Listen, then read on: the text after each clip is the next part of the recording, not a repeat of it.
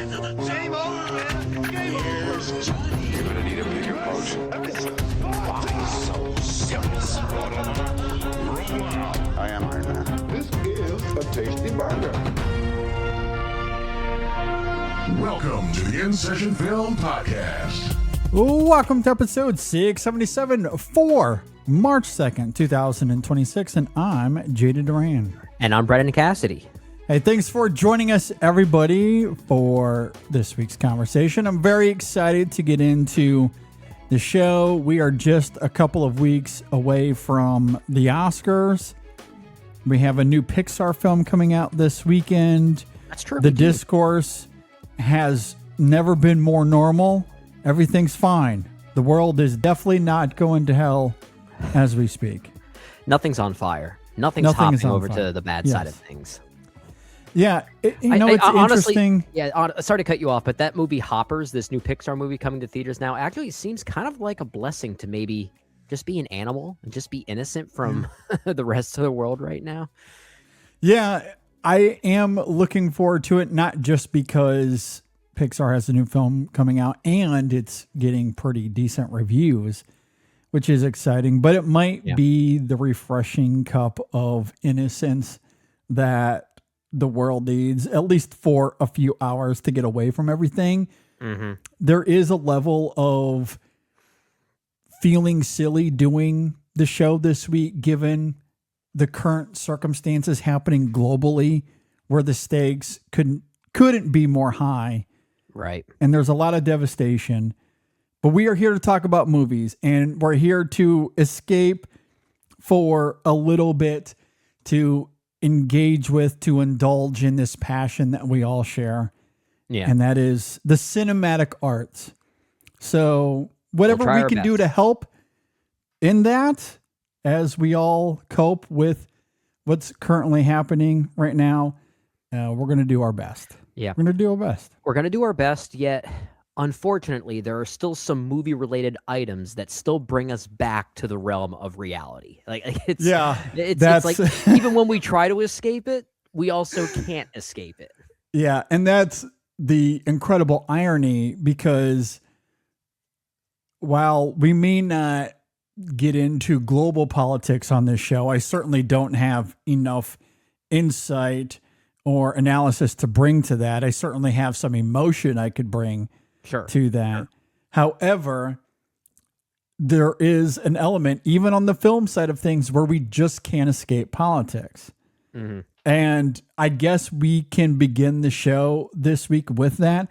First, I do want to note up front that we are not going to be doing a review of Scream.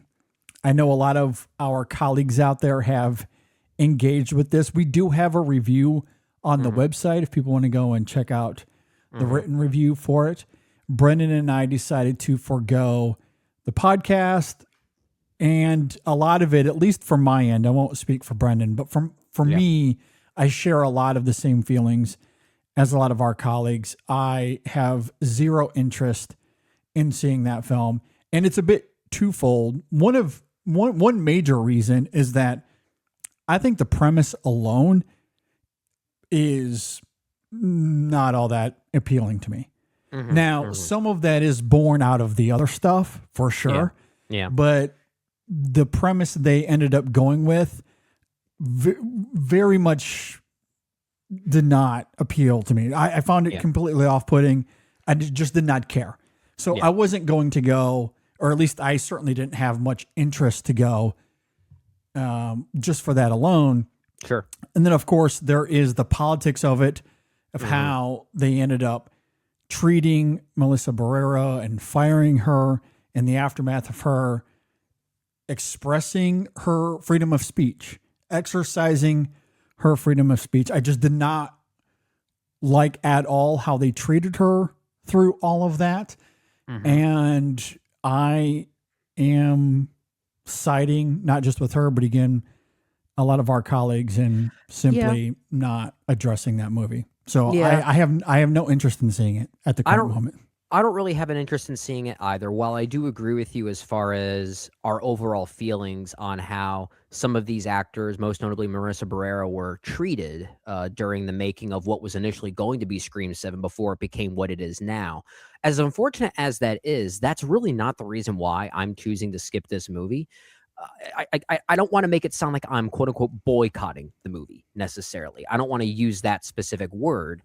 The problem for me is that I just don't think the movie looks good. Just creatively speaking, I just don't think it looks good. None of the marketing sold me. The fact that we have a certain particular talent involved as director who I just don't have a lot of faith in as a creative voice, those are really my reservations. And to be even clear about that, I say this as someone that didn't even like Scream 5.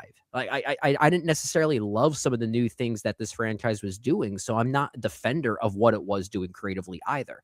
I just don't think this movie looks good.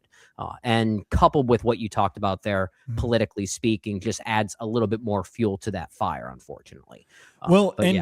Again, I don't think that the two are completely separate either. That's fair. One is very much born out of the other. Yeah. They would have went in a very different direction with a different director, perhaps different screenwriters as well. Who knows? But they would have went in a very different direction had they let Melissa Barrera and others simply be who they are and express their freedom of speech, which we are allowed to do in this country. Now, I understand that to a degree. There's always a threshold of when you work for a company, what you say and do publicly, there are consequences. Absolutely. If you are acting out against the interest of your company. And that is understandable. But I don't think that's exactly what happened here. She was not going out on social media and spouting off against Paramount and Spyglass Media Group. That's not what she was doing. Right. She was speaking on a global topic that we all have thoughts on to one degree or another. And even so, I feel like if they didn't like what she was doing, there are better ways to handle that. And I feel like they very much dropped the ball in that regard. Absolutely. And then because they ended up firing her and moving in a different direction, then all of a sudden now we're hiring the directors or the director they get for Scream 7, and they ended up going in this nostalgic Beatty route that they likely wouldn't have if they simply would have handled the Barrera situation with more class and diligence. Yeah. So I do think the two are very much married to each other in a lot of ways. But I do agree with you that despite what happened with Barrera and that alone, I don't know if I would have been interested in Scream 7 just because of that. That's fair. Because of the direction they went, I was just in a vacuum, that on its own terms, as I noted earlier, I didn't find any of that interesting just in terms of the premise of what they were trying to accomplish. And that was my thing. Yeah. And even just visually speaking, every time I saw a trailer for Scream 7, my first thought was, this looks like AI. It didn't look real to me. It looked like a fake movie. And we see this constantly, all of these, either they're real fan films of a sort or they're AI generated. What I saw with the marketing for Scream 7 didn't look much different than that. It looked like something you would see on some kid's laptop is basically what it felt like to me. And that really was the straw that broke the camel's back for me as far as my interest in this film specifically. Yes. So that said, we will not be doing a podcast review of Scream 7. But again, if you want to check out a written review, we do have one of those up at InSessionFilm.com. The other elephant in the room that we have to address is that unfortunately, very unfortunately, it does seem as if Paramount is going to end up winning the bid for Warner Brothers after months months of bitching and complaining and doing this hostile takeover in order to get Warner Brothers. It does seem as if they did end up being victorious in that, as Netflix has decided not to pursue, as they have claimed that Paramount is essentially way overbuying here, and they don't want to continue the pursuit. Now, of course, some of that is interesting given the timing of how all of this unfolds when the Netflix CEO, Ted Sarandos. Thank you, Ted Sarandos. Look, I don't keep a Rolodex of billionaire CEOs on hand. So, but yes, we have no reason to contact them ourselves. Exactly. He was supposed to have a meeting with Trump last weekend. I believe it was maybe Thursday or Friday of last week. Yeah, at the very least, I know he was supposed to meet with Congress, right? Yes. He was in Washington, D.C. to meet with people. Yeah. And then he doesn't get the meeting with Trump that he was hoping to when this news dropped. And that was telling, I think, for Netflix to all of a sudden not be interested in this deal. And so they back out. Paramount is now on the verge of getting their hands on Warner Brothers. Now, from everything I've read, this process could take up to 6 to 8 months to finalize.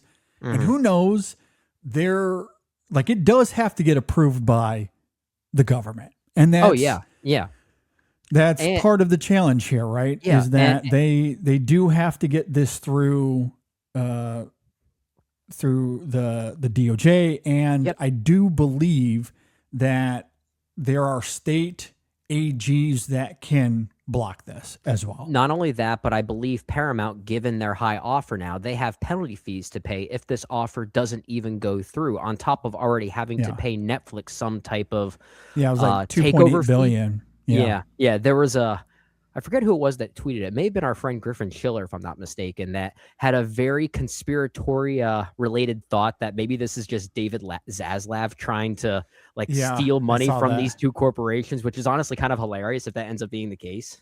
Yeah, that would be incredible. Like, you talk about a game changer in terms of how people view you, because currently Zaslav is maybe the most hated CEO in all of media.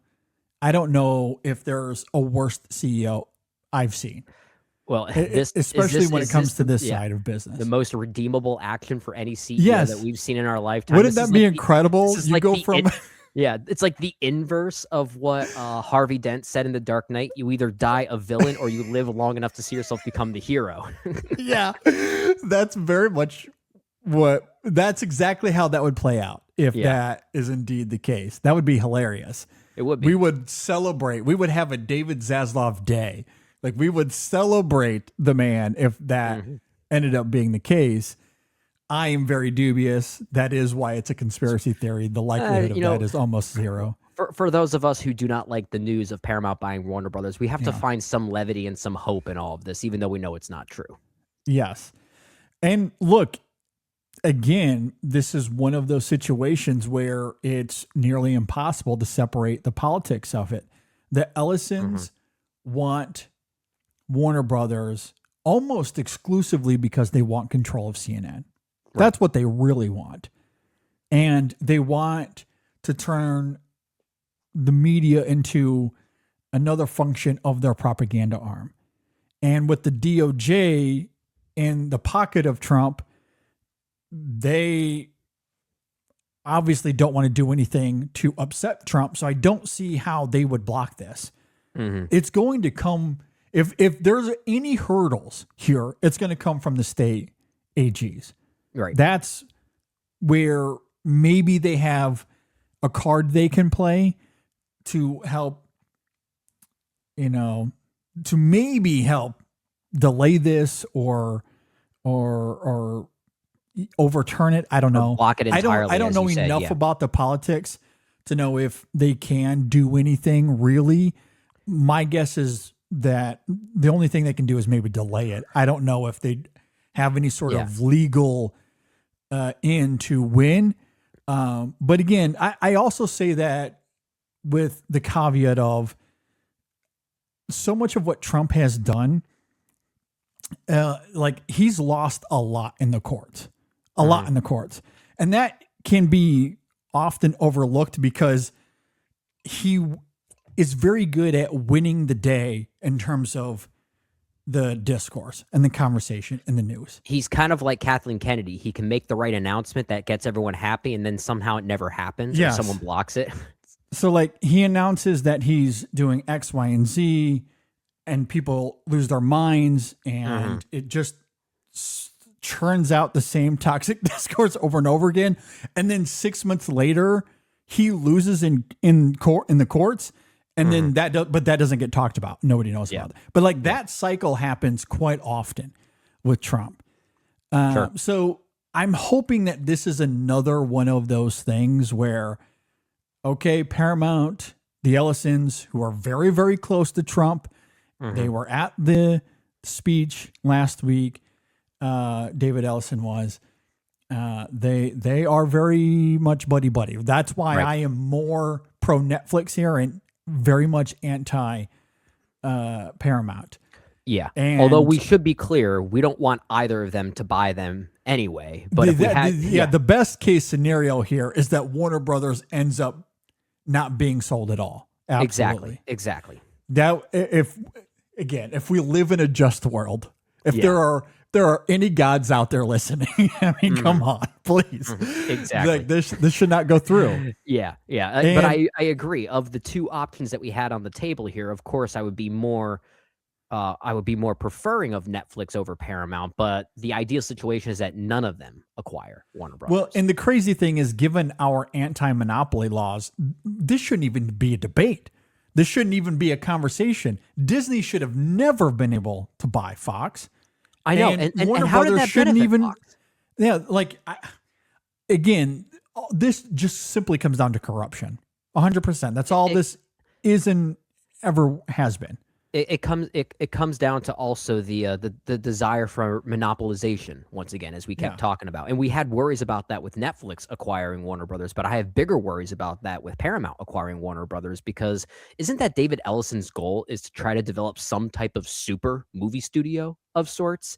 I feel like that has been at least assumed. I mean, there's more to it than just that, but given what Paramount could then own cinematically speaking, and not just with movies but also with television and news and media, I mean, the fusion of Paramount, Skydance, and Warner Brothers basically puts so many great forms of IP under one umbrella. It basically becomes Disney and then whatever this ends up being, and I don't like that. I hate that lack of competition then. Well, I think to really get into that rabbit hole, I mean, we can go there if you want, but I don't know how far into the conspiratorial realm we want to get here. And again, I say that almost tongue in cheek because I don't know how much of this is actually conspiratorial, because it's all out in the open and it's completely brazen what they're trying to do. But yes, Ellison is wanting to create a state media. That is 100% his goal. Yeah. And I don't think it takes a genius to figure that out, given the actions that he's taken. Yeah. Now, depending on where you lean politically, maybe that's something you can get behind. But I'll just say this, historically speaking, when those things happen, doesn't turn out pretty good. Nope. The history books are full of things like this happening that don't go well. No, it's to your point, just to benefit a few very rich people to get richer, as you already alluded to, and it doesn't really benefit the properties at hand. It basically becomes this giant repeating cycle where properties get bought just so they can get sold again, and it's a dangerous cycle that just keeps repeating. Very much so. So here we are again. I guess going back to the point I was trying to make about Trump in the courts. I do hope that this is another one of those cases where he wins the day in terms of his good old buddy, the Ellisons, as Paramount, winning this bid and, essentially working as an extension for Trump's media empire, which again, don't love, but on on its face, it looks like a win for Trump and for Ellison. Yeah. And Yeah. you look at the discourse, and that's it, right? Everyone on Trump's side hailed this as a victory. Many of us, including myself, were like, this is incredibly bleak. It's all over. The industry, blow it to smithereens because we're done here. Yeah. But despite that being the discourse of the day, in 6 months, could this be another one of those things where he loses in the court and Paramount does get rejected and it doesn't become a thing? Now, I'm really hoping that is the case. And I think there's possible. I think it's still it's possible. I do think there is a world where this is more challenging for the Ellisons than what it seems to be on paper. Yeah. It sounds really good for Ellison to get closer to his media empire, as you put it, right? And this is definitely a stepping stone towards that. But anytime a political party gets involved in something like this, I just get so scared. I get scared about the mitigation of creative voice versus political voice and propaganda. And that is exactly what this seems to be leaning towards, as far as getting more of an in to let that happen. And historically speaking, when has this really benefited movie studios? We already alluded to this. When Disney bought Fox, is Fox better off right now? Not really. I mean, like, they've had a few decent properties, but I feel like they've actually churned out way less films than they've done before. So I don't know if it really has benefited them. And I just don't see that really happening once again here with Warner Brothers. Yeah, I don't know if they're creating less content than before. I was reading something that Disney has more or less, at least so far, essentially let Fox run as they would have normally. There hasn't been a lot of interfering with Fox. Now, I'm sure that if you dig further than that, there's some red tape happening. I mean, I don't know. Like, there's a lot of signing off on things. Alien Romulus begs to differ. Well, but again, you and I might be in a minority when it comes to That's a Disney property through and through. That is the first time Alien has veered far away from the Fox umbrella. Okay. And maybe that's coincidence. I don't know. Maybe that movie's having a conversation with itself. Maybe that's a better Scream movie than Scream 7 will ever be. Yeah. I mean, because look, there is an element to that film visually that is anti-Disney. You can make that argument for sure. That's a fair point. There's a lot of practicality to the aesthetics of that film that the Disney brand doesn't associate itself with these days. Okay. So it's a bit of a tug of war there for sure. Generally, that's what I've read. Again, what's true and what isn't, I don't know, but that is seemingly the case. And I guess I will use that as a transition to say that earlier today, as we are recording this, again, this is early March as Brendan and I are talking here, March 2026, in case people are listening to this in the future. I don't know why you would, but who knows? Oh, man, that's a weird thought. People are listening to this 2 years from now or something. Yeah. So Paramount revealed some details about the merger. Yeah, I've got it up here as well. In it, HBO Max and Paramount Plus will combine into one service. I think we all assumed that would likely happen, or some version of that. We knew that was going to happen. They then go on to say 15 films per studio with 45-day theatrical windows for each film. I am not optimistic about that one. I'll believe it when I see it. Yeah, I think that's a lot of word salad. That's a lot of word salad. It's word salad to, I guess, appease the doubters out there. The same words came about when Netflix was the front runner to buy Warner Brothers. Ted Sarandos were saying very similar things because there was a lot more doubt regarding a company like Netflix acquiring Warner Brothers about the theatrical window, and that makes sense because Netflix is primarily a streaming service, right? So there was a lot of doubt there, and of course, Ted Sarandos and his team had to acknowledge that and basically say the same thing, that we'll still honor the theatrical window when it comes to Warner Brothers properties specifically. They have to say that to make sure that we as cinephiles don't feel bad about this potential deal going through. So of course, Paramount's now saying the same thing. And like I said earlier, I'll believe it when I see it. And aside from the 45-day window, that in itself, I agree with you. And that will probably fluctuate. That's typically how the studios are doing it now. If a film is doing well, they have showed initiative that they will keep it in theaters as long as the movie's making money. They only pull it when it is seemingly bombing and they want to try to, recoup as many dollars as they can by putting it on premium VOD. Yeah. And seemingly that's working for them since that is the tactic. Yeah. I don't know. I mean, we're not really privy to a bunch of those numbers, but generally that's how the studios have been operating the last couple of years. Where I'm most dubious is the 15 number. 15 movies for Warner Brothers and Paramount. What does that mean? Well, I mean, surely you're not talking about 15 mainstream blockbusters. So does that mean that we're getting the mid-budget adult film back? Is that what's going to be born out of this now?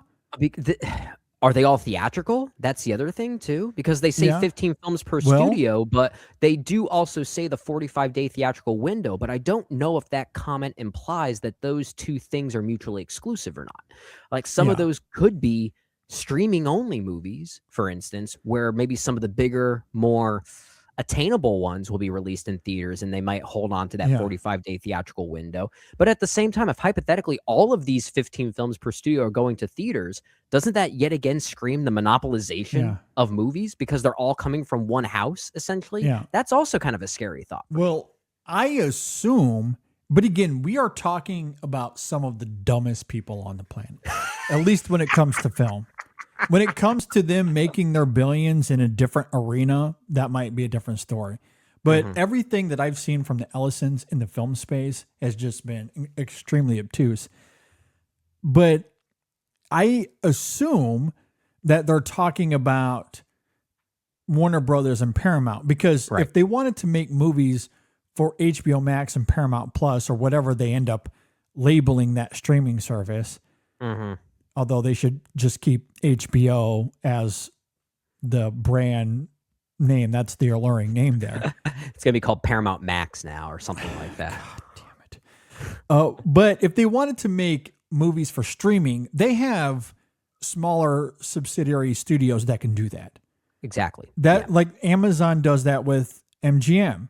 Right. A lot of MGM movies go straight to Amazon, for example. They've got Disney that partnership. has that as well.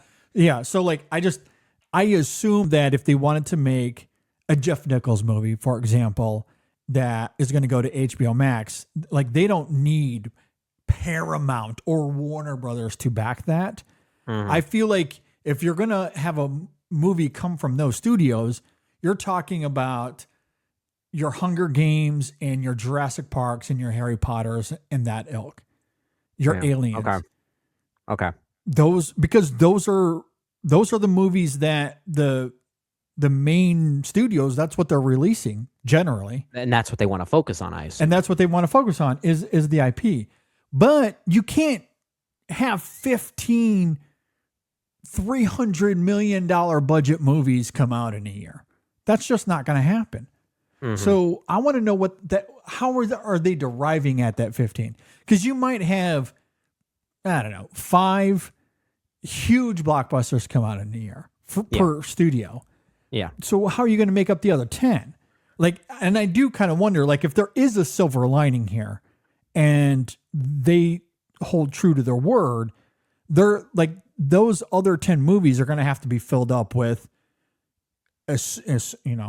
presumably your mid-budget adult movie, perhaps awards movies. Maybe that's where the awards films come into play. Maybe that's where you get your one battles after another. They'll be part of that crop. But I don't know. At the same time, though, the thing that scares me about that, it's kind of twofold for me. Because on one hand, if they hold true to their word, like you said, that means a lot more room for the theatrical experience to be not only maintained, but also be diversified with bigger films and smaller films. But then I think about it in this way, how often will it be when each weekend the top 5 at the box office ends up being one big movie from Disney, and then the remaining 4 are all subsidiaries of either Paramount or Warner Brothers. That's just like there's no competition there anymore. Like you look at the pie chart of how this looks. I like when you have like 6 or 7 studios somehow represented. Now it's going to be what, 2 or 3? Like that's well, but again, like I'm operating under the assumption that those 15 films are not coming from the subsidiaries. I'm reading this as 15 films per studio. That's what it says here. 15 per Warner Brothers, 15 per Paramount. Yes. So that's a decent amount of weekends where they're having this. I mean, between the two of them, that's 30 weekends out of 52 weeks. So they're competing with each other then? Like that just kind of. If they're all part of the same umbrella, I don't see that as competition. I just see that as one entity with 2 different names. And that's the thing that they're also going to have to, because again, that's 30 weekends. Mm-hmm. So somewhere they're going to have to fight with Fox and Disney and Sony. Mm-hmm. Somewhere in there. Yeah. But again, we're not assuming that every one of those is going to be a $300 million, Harry Potter or Jurassic Park or whatever.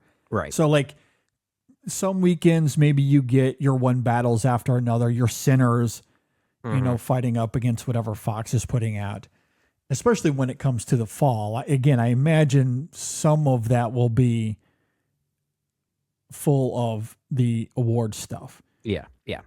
And maybe they'll also be doing some smaller budget, $30 million movies as well. I mean, I don't know. Like that, I'm just curious what that means. And it just wouldn't surprise me if the economics of how you and I and every other cinephile know how this works, if from the Zaslav's, or not Zaslav, I mean, maybe Zaslav, who knows if he'll be involved. But from the Ellison's perspective, they just don't understand how any of this operates, because they're not going to be putting out 15 per studio, and every one of those costs $200 million. That's just not going to happen. Well, not only that, you can't do that and maintain quality. Like didn't Kathleen Kennedy learn that the hard way when it came to all the Star Wars content? Just like there was no way to keep up with quality because there's just too much of it. Same thing could be said about Marvel Phase 4 and 5. It's like it's kind of running into that problem here. That's another great point, because even if they do it, at least how I would call it, the right way. And again, let's say 5 of the films are your big blockbusters. Another 5 are your mid-budget, Once Upon a Time in Hollywood's, your One Battle After Another's, your Sinners, your Weapons, those kinds of movies. And then maybe you get some lower tier Hamnets and those kind of films for awards purposes. And so you're budgeting it in this diverse way. Yeah, you where kind you of have your big budget, your mid budget, your lower tier budget, and you're everything meeting has its your own quota. agenda. Yeah, and you're meeting your quota of 15 per studio. Even if that is the case, you hit the nail on the head in the sense that surely quality at a certain point is just going to not be there when you're just focused on hitting the quota of the 15. Yeah. The movie business is not hitting a sales quota. It's not about commissions. It's a completely different ball game. So I'm just really, I want to know more details on that, because all they said in the report this morning is 15 films per studio. I have a lot of questions about what that means. A lot of questions, clearly. The 45-day theatrical thing is one thing. And I'm with you generally. I think I just chalk that up to I'll believe it when I see it. I think it's going to continue the trend of what we're seeing now. Yeah, they'll commit to the 45 days as long as the film is doing well. If it bombs, straight to HBO Max. Exactly. But 15 per studio each year? Good luck with that. It's kind of a pipe dream. Good luck with that. And I guess in a sense, I'm hoping that they don't reach that quota, because hopefully they're focusing more on quality and less on quantity. 5 films per studio is already pretty aggressive. Yeah. Yeah. Especially from, again, when you're talking about the actual brand itself, like Disney is releasing this, Warner Brothers is releasing this, not one of the subsidiaries. Like Paramount is releasing but look at last year, 2025, where we always talk about Warner Brothers having a killer year. The main examples we talk about with Warner Brothers having a killer year involve a Minecraft movie, box office hit, Weapons, Sinners, modestly budgeted movies that became big hits because they were modestly budgeted. You also then had One Battle After Another, which maybe didn't make as much money as some people would say as a quote-unquote box office hit, but it's going to do gangbusters after the awards race when people start to really latch onto that movie at home. So that had a very different agenda. That's already 4 movies that prove that Warner Brothers had a hell of a year. Why does it need to be 15? Like that's kind of my point there too. Yeah. I know, it's a great question, right? You know, because like we're going to have some of, you know, the bigger blockbusters, but like Scream 7, for example, which I'm not seeing, but that was budgeted at $45 million. Like, how many of those are we going to see? I imagine that'll make up a fair amount of the 15. And maybe I would hope those so, are because they're probably easier to make. Maybe not easier to make, but there's less budgetary constraints and concerns there. Yeah. Just to read off some of the stuff that is in development right now. So we're looking at the calendar here. Okay. Yes. So there's potentially a Transformers G.I. Joe crossover. I don't know if that's happening anymore. I don't know. That actually sounds kind of cool. I don't. We'll see. Like, I liked the Transformers movie maybe more so than most a few years ago. The Beast Wars one. Oh, that one, Rise of the Beasts. Rise of the Beast. And by that comment, I don't know if you ever caught up with that film. It seemingly doesn't seem like you did. I haven't. I was more interested in Transformers 1 when that came out. Fair enough. So, spoiler alert. Yes, they tease that at the end. That's the stinger at the end. They tease the crossover. I think I knew that. I think you told me that already. Yes. So that's in development. There's a third Top Gun film in the works. There's a Star Trek film in the works. Let's see here. An Untitled Clover film in the works. I don't know, like just kind of browsing this here, and I can't name all of them because there's literally like 50 films in development at this point. Right.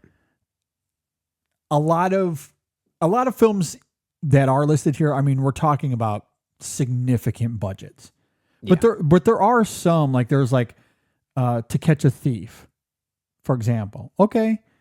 Like that one could be modest, like Sunset Boulevard. I guess they're going to remake that. Sleepy Hollow. Wait, those are two remakes there, because To Catch a Thief, isn't that the Alfred Hitchcock movie? I believe so. So like these movies that are in development, one assumes that they're going to be moderately budgeted.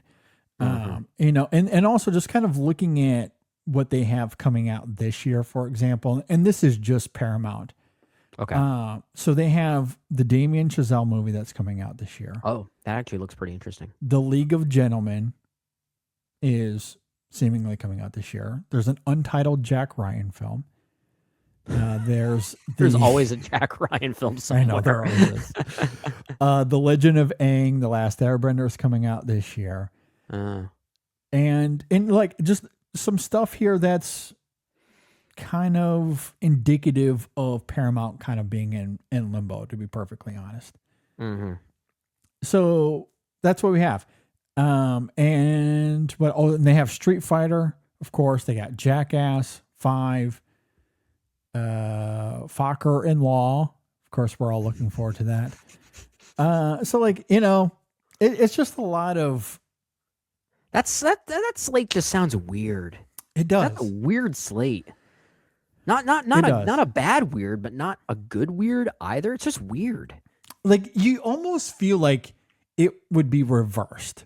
Like Paramount is doing so horribly, and Warner Brothers is coming off their best year in forever. You think it would be Warner Brothers buying Paramount? We'll bail you guys out. Yes, not the other way around. the studio that's putting out Scary Movie and Jackass 5 and Fokker Law, that they're buying Warner Brothers, who just had a killer year and raking in what, 4.5 billion in profits. Yeah, well, maybe the purchase here is because they know that they need Warner Brothers. So instead of Warner Brothers offering the assistance, they have to buy it, is basically what's happening. Yeah. At any rate. Sorry, that was a little scrambly. I was not anticipating to go down that particular rabbit hole, but I was simply looking through the roster here, and boy, it's a bit all over the place. Yeah. The Paramount lineup leaves a lot to be desired. It doesn't make sense. Doesn't make sense at all. So, at any rate, I guess just to kind of get back to the main thing here, and I'll just kind of go through this quickly. So, 15 films per studio. That was kind of where we were at. Right. Very dubious on that. The merch company will have 80 billion, with a B, in debt. Mm-hmm. There's going to be cost cutting. Sure. Who could have seen that coming? Sure. A lot of infrastructure and consolidating. Yes. Currently, they have no plans to sell off or spin off any of their cable assets.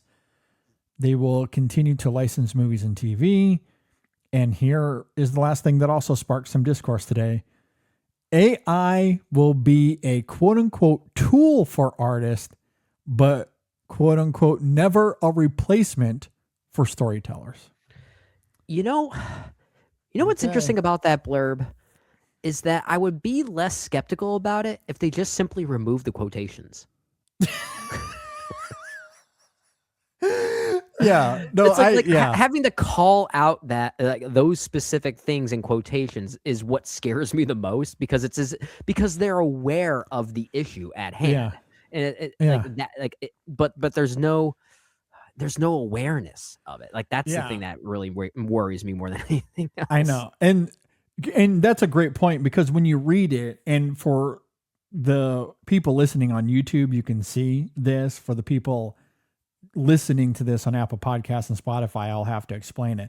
But it reads like this: AI will be tools for artists. It does, but it's never a replacement for like you're just kind of winking your way through it. Like, okay, like it's never going to be a tool for artists. Like that Catherine Hahn, like that big wink meme. Like that's kind of, yeah. Kind of. What movie character is known for like really bad winking? Like that's what it feels more like. I'm trying to think of a good example here. Yeah. So we'll see on that. Given that it's the Ellisons again, I don't know if I take that seriously at all. I'm taking that with a huge grain of salt. Yeah. But we'll see. Overall, I think this deal is terrible. I think this is terrifying. Yeah, I'm scared. And I don't think this is going to work out well at all. But we'll see. I don't know of anyone in our circle that's happy about this. Yeah, I can't fathom. Yeah. I mean, like just reading through the report from this morning, like that alone leaves me with a bunch of questions, as we've just laid out and talked through. Yeah. And then there's the politics of it that I just despise. I despise the politics of this. And that scares me. Anytime a political party gets involved in something like this, that just scares me. Yeah, I think a lot of what we just went through, as far as revealing these details about the merger, it feels like they're pandering to people that are nervous about this deal to maybe calm them a little bit, which is why I go back to, I think so much of this is word salad. I don't think much of this is all that practical. And I think it is meant to be a distraction for what is really happening here on the political side. Yeah, and I think you're right. That has it's a bunch of safe words is what this is. Worried. Yeah. So anyway, movies might be over. We'll see. Well, we'll celebrate them while we can. We have good things to talk about on this episode nonetheless. We do. All right. Before we get to the top 5, and we do have a top 5 that we're going to get to. I didn't really mention it at the beginning of the show because, again, we had so many critical, urgent things to talk about here. Mm-hmm. But we do have a top 5 that is Pixar related. Not a top 5. We're going to be doing a draft. We're going to be doing a Pixar draft. Is it a top 5 we're going to do? You want to do a top 10? No, I want to do a top 10. Yeah, we'll do a draft. We'll draft 10. Okay. Yeah. We'll do the 10. We'll get to that in a second. Before we do though, can we talk a little awards here real quick? Oh, that's right. Yeah. Didn't something happen over the weekend? I do want to talk about this. And again, forgive me, longtime listeners of this show will probably know where I'm going with this anyway. And I will leave it up to Shadon and Chasing the Gold to really get into the details and the analysis of what happened with the actor awards and how this might tailor to the Oscars. But I will simply say this, because I don't have all of the statistics. Right. I can't really formulate a thoughtful analysis like Shadon could, or Matt Neglia, or any of our awards friends that are very good at these things. But I will say this, I think it is extremely exciting that we have 3 acting races that are completely up in the air. Yep. When most years it feels like the majority of them, if not all of them, are locked up to some degree or another. Yeah, and you could say they're all lockjawed. They're all lockjawed. Yes. Most years that is the case.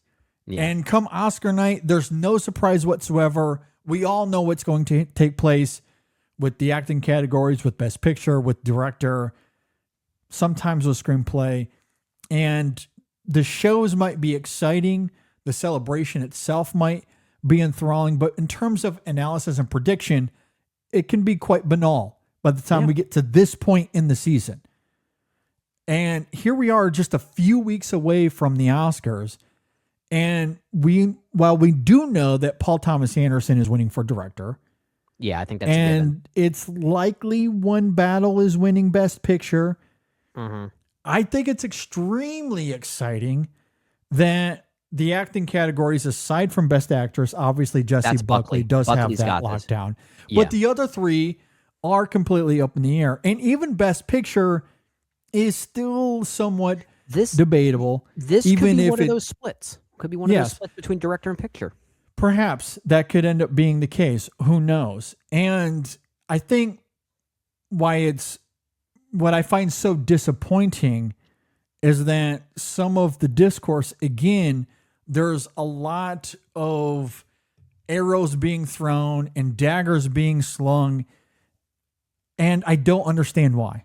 I truly don't understand what the arrow slinging is about, especially because we have 2 incredible movies. This is not like last year when there was one major film in contention for a lot of these major categories that most of us despised, or at least didn't like to some degree or another. Or you have years where there's something like Coda, which I think gets a lot of undeserved hate, but I can understand why people felt deflated, because it's not really a Best Picture winning kind of movie. I think it's a really good movie, and most of its undeserved hate comes because it won. Whereas I think most people would just enjoy it as it is if it wasn't ever nominated. It's the association. It's not the association. Yeah, for sure. Or you get years like Bohemian Rhapsody and that sort of ilk. Winning awards. What's great about this year is that you have 2 elite top tier movies going toe to toe here. And I think we are in an absolute perfect microcosm where we can celebrate the Oscars. We can celebrate the spirit of what this is supposed to be, because no matter what happens, we all win. If Sinners wins, incredible. What a narrative. What a story. If One Battle wins Best Picture, it's my favorite film of the year. I would argue the best film of the year. Also incredible. Like we're in a spot where we can celebrate no matter what happens. Or even with the actor. If Chalamet wins, great. If Michael B. Jordan surprises, awesome. If Wagner Moura comes out of this victorious because of the splits between Chalamet and Michael B. Jordan. That's also incredible. And I've seen those theories out there as well. Like, we are in a spot where no matter what happens, we get to celebrate. We get to be excited. We can be enthralled and show some vibrancy. But no, Twitter decides we can't have that. We can't have that. We have to sling arrows. We have to throw daggers. Why? Why are we doing this? What is going on here, Brendan? Am I taking crazy pills? What is going on here? You know what? I think I think everyone's negative. I think everyone's in a negative space. What is going on? You know, honestly, I don't understand it. You know what I really hope happens now? Just to piss everybody off, to get them to shut up, I hope F1 wins Best Picture now. God. Because that'll just throw a giant question mark over everyone's face. They will not know how to respond. There will be no discourse whatsoever. I'll tell you that. It'll just be a lot of confusion. That would be a ton of confusion. And look, I'm trying to avoid another coda. Okay, I'm trying to avoid that because I think F1 is perfectly fine.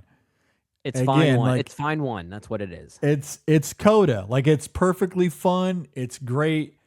Does it deserve to be in the conversation? Absolutely not. Absolutely not. But you do make a good point. Like, I'm looking at the Screen Actors Guild nominations and subsequent winners in front of me right now. And let's say we look at Best Actor here, for instance, which I know these are not the Oscar nominees specifically, but let's look at these as an example for the actor nominees. You have Timothée Chalamet, Leonardo DiCaprio, Ethan Hawke, Jesse Plemons, and winner being Michael B. Jordan. Now, if I were to personally rank those five, I think Michael B. Jordan might be my fifth of the five, and yet I still think that's a terrific win. Like, that's a hell of a great position to be in. That's pretty awesome, right? But to your point, that's not good enough, apparently. I don't get it. Yeah. I thought we loved movies. Yeah. I just I don't get it. Like, Michael B. Jordan, like, if I had to rank them, I think he would be third for me. Okay. I'd probably have Hawke and Plemons below him. Okay. But either way, again, it could be any of those five. I would have been excited. And as far as those actually in contention, again, we have Timothée Chalamet giving arguably the best performance of his career. And I would make that argument. I think he should win. I think he should win. On the other hand, I think it is absolutely insane that Leonardo DiCaprio is not even in the conversation. I can't fathom that being the case, because last August, after we had seen this film and talked about that performance, I mean, we knew that he was going to be nominated, but there was a lot of talk of, okay, this is probably his second Oscar. Yeah. There was so much of that conversation. And now he is a distant fourth here, where it's Chalamet, it is Michael B. Jordan in an incredible dual performance, and it's Wagner Moura. Those are the three that are being the most talked about here. Yeah. Why can't we live in a world where no matter what happens, we all give a standing ovation? Because that's where we're at. All three of those actors with those performances should be applauded. Yeah, I agree. I think the only win here, at least for the Actors Award specifically, if Ariana Grande won for Wicked, then that would have been a problem. Yeah. Yes, but we're at a point where it's going to come down to those two, and then you get to the supporting performances. Yeah, is it Sean Penn? Likely, Sean Penn has quietly become the front runner, and there's been some great jokes about his campaign just shutting the F up, and that's been the best strategy that he could have employed. Such a great Sean Penn way to do it. I love it. Just incredible. But Jacob Elordi won a lot earlier in the season. Mm-hmm. Yeah. And does he have a shot here still? I think he does. There's a part of me that wants to say that, yes, he still has an opportunity to still win that award. Because Frankenstein is going to win some craft awards. Well, and the Academy loves Del Toro. And they love Del Toro. Yeah. He's kind of their scapegoat for when we criticize the Academy for not honoring horror films as much as they should. Del Toro is kind of like their example where they say, no, we do. We like his movies. We award him all this stuff. It's like, well, nice try, but okay. At least he makes good movies and you can put your money where your mouth is. Yeah. And given the Sinner's love, does Delroy Lindo have a chance to maybe scoop up and win that award? And not to say that this would be a legacy win for him, because I do think he's quite great in Sinners, but the legacy narrative does surround that performance in a way, right? Very much so. And I think we could see him winning because of that. And I've seen a lot of people just flat out dismiss that. Just completely dismiss that altogether. And look, I will admit, I am not an Oscars expert. There's probably some analysis out there that completely makes that argument seem silly. Maybe it does. I don't know. But I just can't sit here and fathom that he has no chance whatsoever, given that narrative and given the love that Sinners had Oscar nomination morning. There's obviously a lot of love for it. Right. Now, do I think Lindo is probably 3 on this list? Probably. Yeah. But I think he's got a shot. And I will say, this is completely a side tangent, but I was thinking about this the other day. Okay. In fact, I've wrote this tweet up probably 3 or 4 different times, and I just can't find a way to articulate it. And I'm not sure I'll be able to do so here either.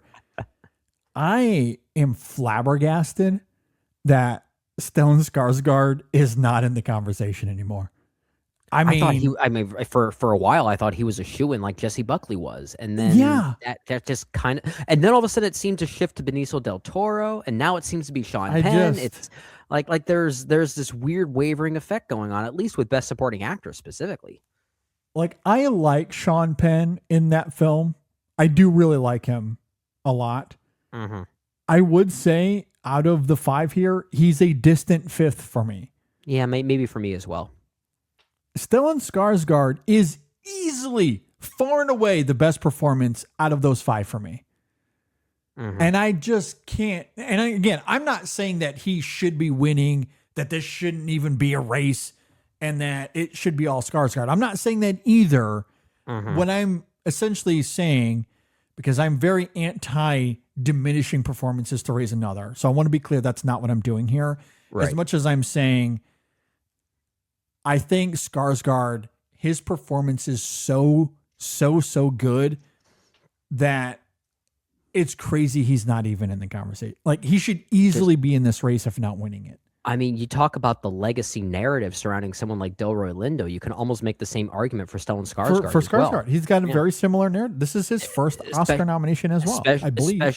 I think so. I'll double check that. But especially considering he's playing a character in a movie that is kind of all about legacy. The narrative's already baked into the movie itself. So you think it'd be a shoo-in for that reason alone. Yes. So, I don't know how he's not a shoo-in for that. It is kind of crazy to me. But I will say this. This is his first Oscar nomination. Okay, that's what I thought. Yeah. But I will say this, for whatever reason, and I will have to grapple with this, and I just don't know. I just cannot wrap my head around it. The industry generally has said, sentimental value, we like you enough, but we don't love you. We don't love you. Mm-hmm. Because it's not just Skarsgård. The other performances in that film, well, some of them are obviously nominated here. There's three others. Like, the whole cast was nominated. Mm-hmm. It's in there for writing, for picture, but it's mostly thanks for coming. The losers table will be right over here. You can go ahead and take your seat because you have 0 chance of winning. Like, there's been no love for that outside of the nominations. I feel like this happens a lot to movies that are a bit smaller scale, that feature a collective of great performances, but are mostly operating as like domestic dramas of a sort. The Academy likes to try to fill every single acting category with some performance in, let's say, I don't know, like the first movie I thought of was something like Todd Field's In the Bedroom, right? A movie that got a lot of love at Oscar night from a nomination standpoint, especially for its acting, right? But it kind of fell into that category where it's like, yeah, we like you a lot, but just not quite enough because we don't think you're going to make the same stamp as some of these other movies. Has there ever been a movie where it got in for international feature, for screenwriting, for 4 performances? No. Again, the entire cast. And that's it got in for directing, Brendan. And directing as well. And of course, picture. And that film has already been discarded. It's nominated across the board in all of the top categories, and just no one gives a shit. I hate to play the politics. It is unreal. I just can't fathom this. I hate to play the conspiratorial politicking game once again, and maybe this wouldn't have happened here because you have great movies like One Battle After Another and Sinners that are just worthy of the conversation, right? Yeah. But had Parasite not been so successful, could this have been the opportunity the Academy pushed for to say we finally awarded a foreign language film in all these ways? I mean, maybe Parasite winning mitigates sentiment of I just can't wrap my head around that film being so incredibly all over the board in terms of nominations. Seemingly a movie that the Academy really loves. Mm-hmm. Like, just based on what's nominated here, if Best Picture was a 5, it's in. Sentiment of Value is in a 5. Yeah. Simply based on what's nominated here. And yet all award season has gone on, and it has not been in contention at all for months now. Yeah. For any, like, and it blows my mind. I'm looking at this here. Yeah, it blows my mind. I hope Best Picture goes back to 5 at some point in the near future. I would love that. They have 2 in for supporting, and they're probably bottom 2. Like, of the 5 there, like, that category is going to come down to Madigan, Mosaku, and Taylor. Yeah. Those are the 3 that have been awarded all season long. I agree. And sadly, like, is it Crazy. the double nom of Sentimental Value that canceled that movie out in that category? I don't know, but we've seen that happen before. And again, not to downplay Madigan, Mosaku, her winning has been so much fun. Love it. Teyana Taylor, the little that she's won, I love that. Like, that was my personal pick. Excuse me, was Teyana Taylor. She's my pick of the 5. Yeah, she's my pick of the 5 as well.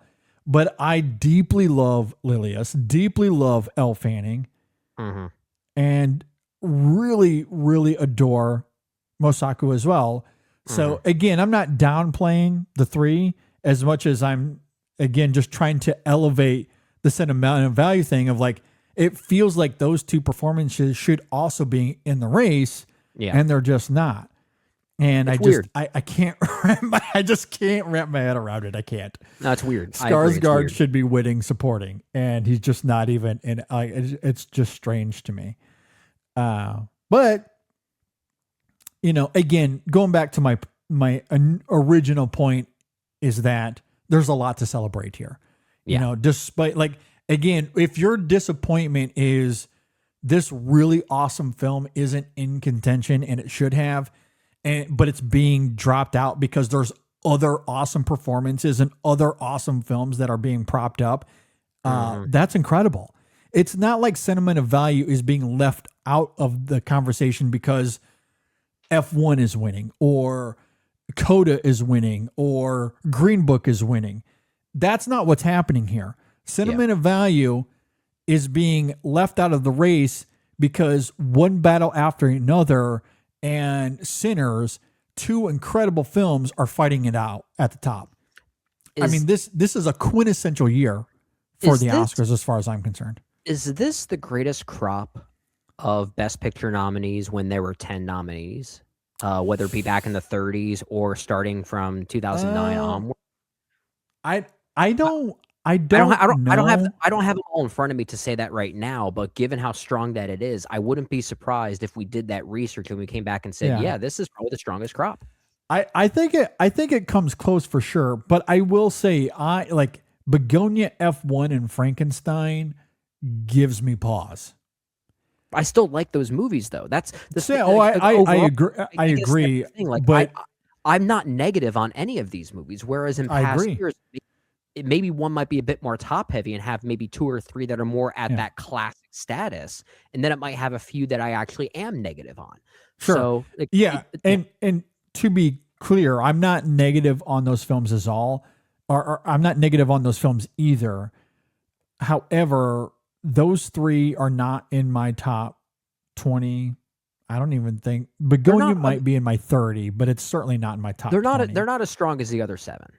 They're not as strong as the other 7 for sure. And that's the point that I'm also trying to make. There might be another year where I look at the 10 and go, okay, a bunch of these are also in my top 10. And then the others that aren't, maybe they fall in my top 20. And so then as a group, I would feel stronger on them. I'm starting to get really sidetracked here. I'm looking at past years now to see when we had at least like up to 10 to see how these years. I'd have to do that research. Yeah, I'd have to go back and look at my previous list. I don't know.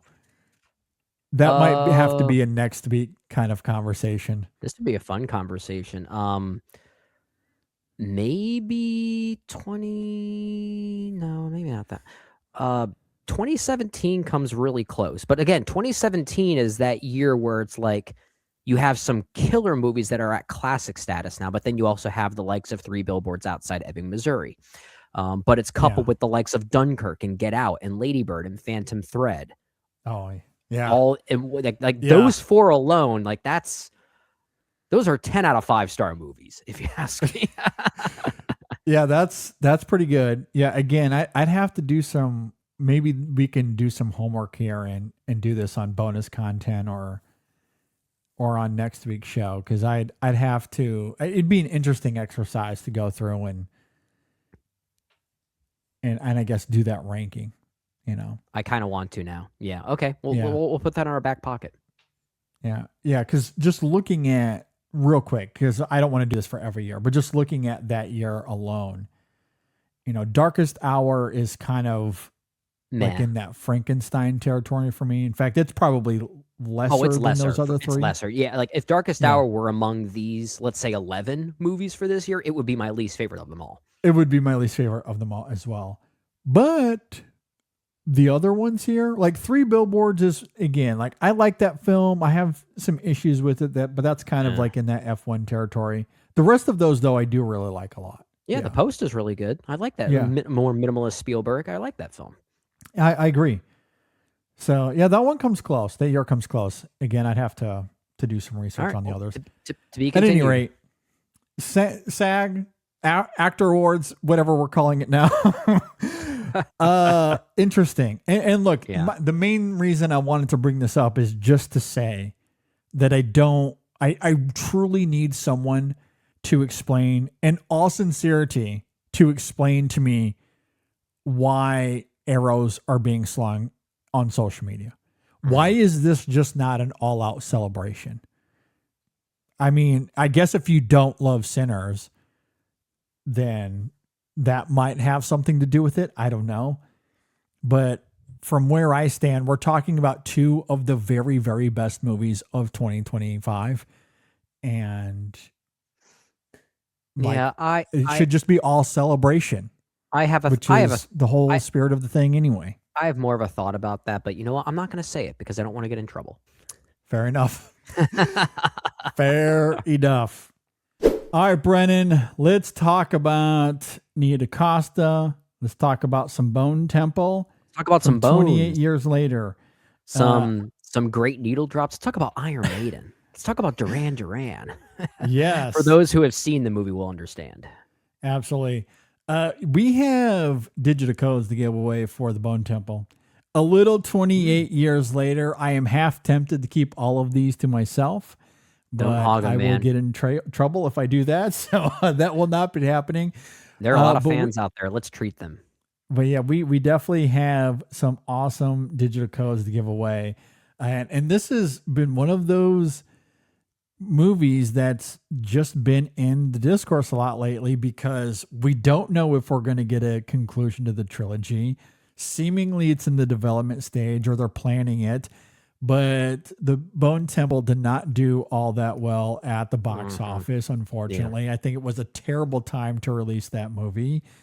Agreed. Because 28 years later, even despite being completely snubbed by award season undeservingly, it did okay at the box office. Actually, it made some money. Yeah. So I do wonder if the Bone Temple could have had that as well, but they released it in January. So here we are. They released it very early too. I feel like they didn't let enough time sit with that first movie to just let it marinate for a bit and build, interest. But either way, a lot of people think this movie was absolutely not just worth seeing, but also worth saving at the box office. Yes. I had a review of this with Megan Kearns earlier in the year. I am a big fan of the film. I do prefer 28 Years Later, but I do really like what the Bone Temple is doing for the most part. It has some great meditative qualities of its own, and that train scene might be the best scene I've seen so far this year. It's early still, but man, what a moment that is. So if you want to experience this as well, we have 5 digital codes. Be sure to hit us up on social media. You can follow us at InSession Film on Twitter and on Instagram. We will have some instructions later on in the week. All you got to do is follow those instructions, participate in it, and we will give away those digital codes. They're completely at random. You have to be sure that you're following us because I need to be able to reach out to you if you are a winner. So be sure to follow us on social media at InSession Film. And we thank 28 years later, the Bone Temple, for their support. All right, Brendan, let's talk a little Edgar Wright and The Running Man. Let's do some running. A little Glenn Powell, do some running. A little Josh Brolin, a little Coleman Domingo, a little Stephen King action. Yeah. So if you're into Glenn Powell on the run as people are out to kill him and he finds himself in all kinds of hijinks, then you're in for a treat. And that's where The Running Man comes in. Not only Glenn Powell, but it stars William H. Macy, Lee Pace, Michael Cera, Emilia Jones, Coleman Domingo, Josh Brolin. It's got a pretty great cast here. Absolutely. And if you saw this film, if you loved it, good news. We have 5 Blu-rays to give away. We have How about 5 that? Blu-rays Physical media. This is the time to save those copies, everyone. Absolutely. And as we always tend to do, if you want a copy of this film, we'll put out some instructions on social media later on in the week. So follow us at InSession Film on Instagram and Twitter. We will have those instructions out there. All you have to do is participate with the post and you will be eligible. And again, make sure that you are following us because if you win, I need to be able to get a hold of you. So make sure that you're following us. We randomly draw out the winners and I will get your shipping address and then we'll get one out to you. So if you're a fan of Edgar Wright, if you're a fan of The Running Man, good news. We have 5 Blu-rays to give away. We will be doing that later on in the week. So make sure that you are following us for your chance to win a copy of The Running Man. Absolutely. So hit us up, check it out, and we thank The Running Man for their support. Okay, with that said, roll transition here. We're going to do a draft of Pixar movies. Now, Brendan and I did a consensus ranking for Pixar last year. We did. I wish that I had the time to go back and listen to that, to have that list in front of me. Unfortunately, I did not get an opportunity to do that. Give me a second. I might have it in my working Word document that I use for. Oh, Brendan might have it. I have it. I have it. I have it right here. Do I? Okay. I think this is it. Yeah, I think this is it. All right. What do you got there? Because I don't even remember, to be perfectly honest. Weirdly, I think I have a top 13 because we were wrestling with so many of these. Okay. I think we ended up considering at number 10, we put Toy Story, the first one. At number 9, we had Coco, and that was mostly because of me loving that film and kind of giving it a certain weight. Yeah. At number 8, Finding Nemo. Number 7, number 7 was Up, excuse me. Number 6 was The Incredibles. Number 5 was Luca. Number 4, Toy Story 3. Number 3, Inside Out, which is your baby. So that weight that you had for it gave it that edge. Yeah. Number 2, Ratatouille, and number 1, Wall-E. Okay. There you go. That was our consensus ranking. Yeah.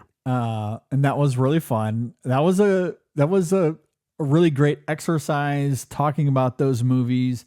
I have revisited a few of them since we did that exercise. I don't know if my feelings have changed all that much.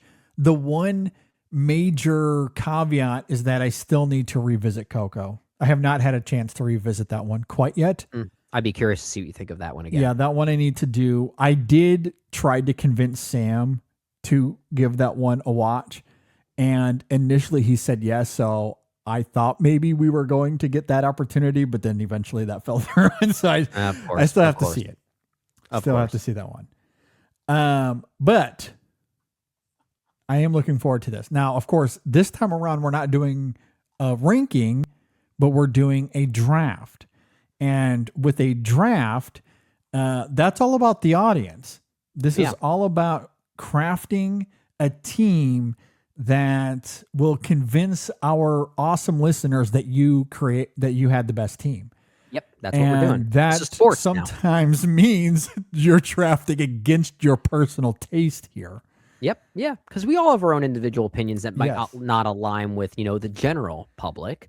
Yes. But so if I pick a movie that I don't necessarily love, it's because I know other people really love it. Yes. So we're going to do 10 rounds here. I'm very excited to dig into this. And again, let us know what you think, whether that's by leaving a comment below. If you're watching on YouTube, you can also reach out to us on social media.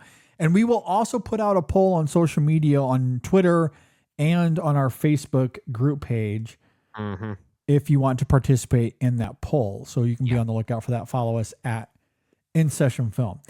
All right. So let's go ahead and dig into this. Let me go ahead and get our little trusty dusty coin here. I love it. I love it. Am I calling it again this time?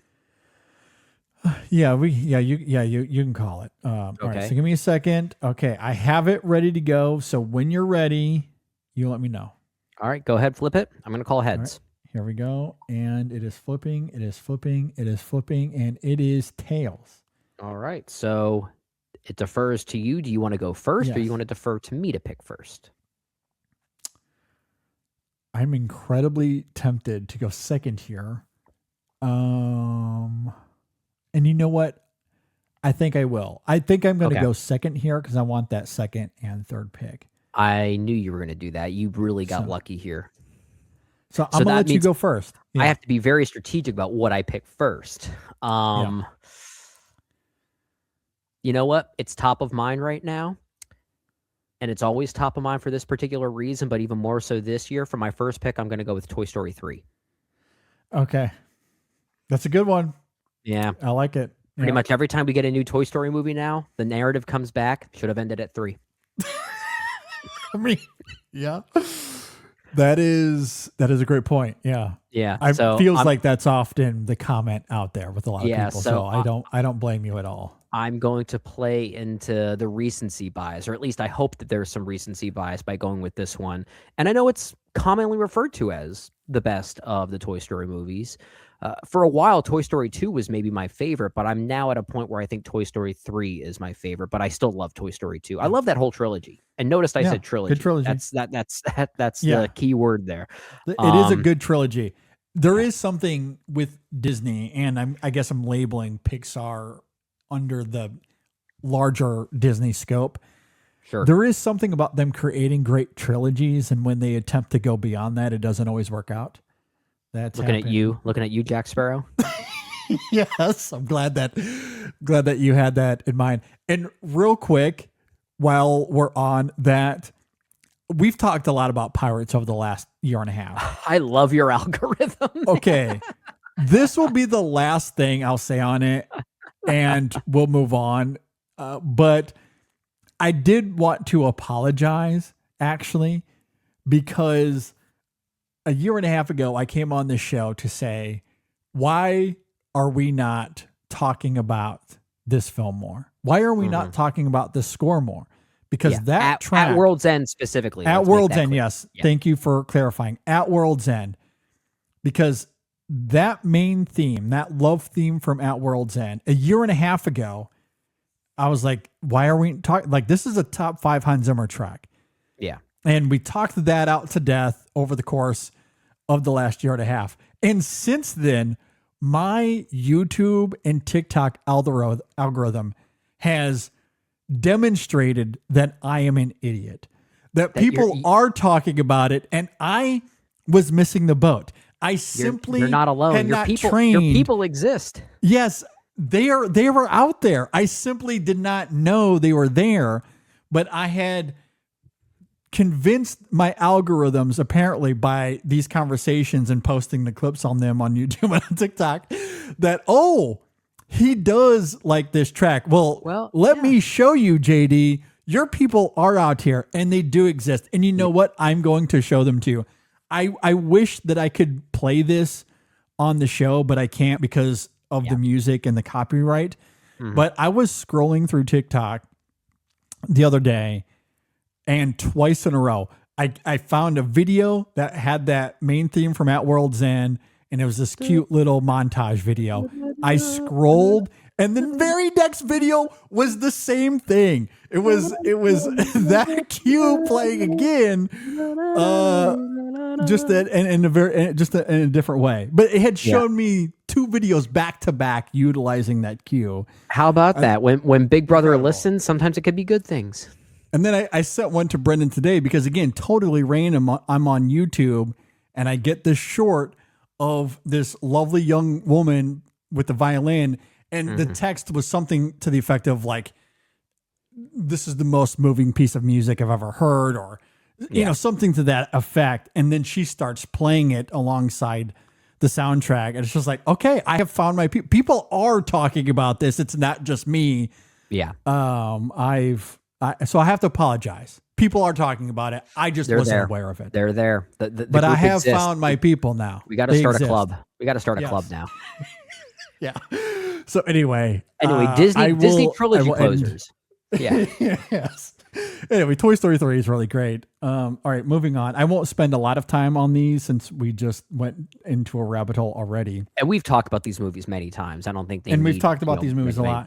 Yeah. So my first pick is going to be WALL-E. Okay. For obvious reasons. Yep. Love that movie. Love that little robot. And then my next pick, so the first pick of round 2, I'm going to go with Ratatouille here. How dare you?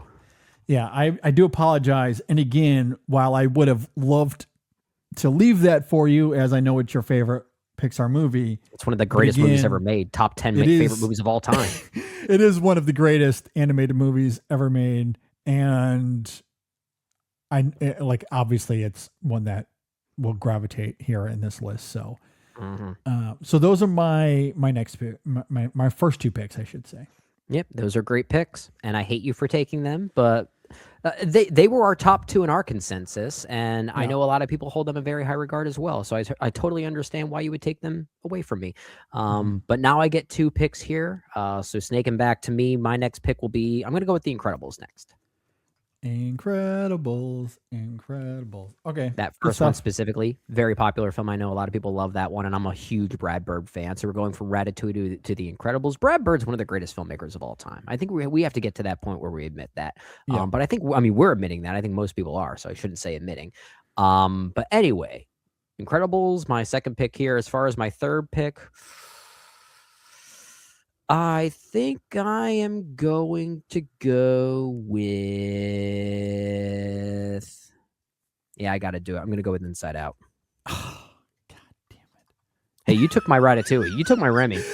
I was really hoping that, because there's some other good stuff here, and I was hoping that you would skip on Inside Out. Well, I almost didn't. Like I almost did skip on it rather. There was another movie in particular that I wouldn't be surprised if you take next that I was almost about to go with, but again, I picked Inside Out for similar reasons as to why I picked Toy Story 3.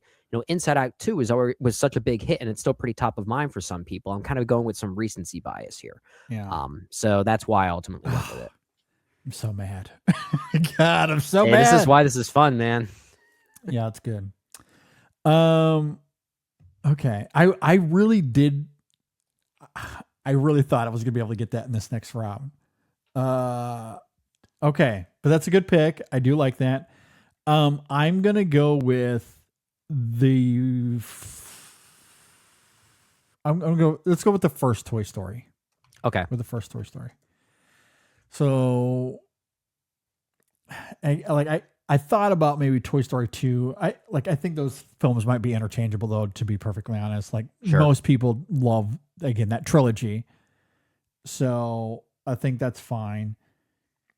Man, I'm really debating this next one though, because there's 3 movies here that I think fall into kind of this next tier of where we're at, and I'm just trying to figure out which one to go with next. All